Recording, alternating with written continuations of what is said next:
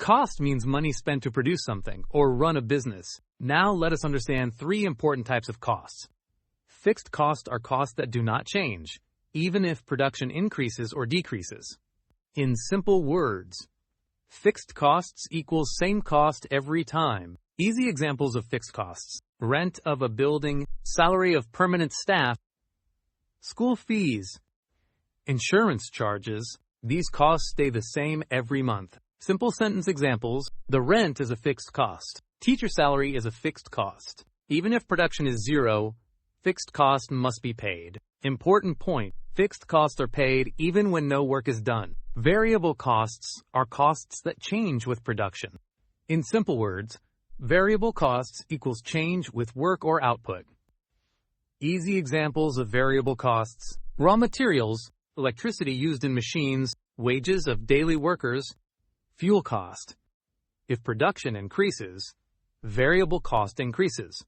Simple sentence examples: raw material cost is a variable cost. Electricity bill changes every month. More production means more variable cost. Important point: variable costs are zero when production is zero. Total cost is the sum of fixed cost and variable cost. In simple words, total cost equals fixed cost plus variable cost. Easy formula: total cost equals fixed cost plus variable cost. Simple example with numbers. Fixed cost equals 1,000. Variable cost equals 500. Total cost equals 1,000 plus 500 equals 1,500. Simple sentence examples. Total cost includes all expenses. Business profit depends on total cost. Daily life example: very easy. A small shop. Rent equals fixed cost. Electricity equals variable cost.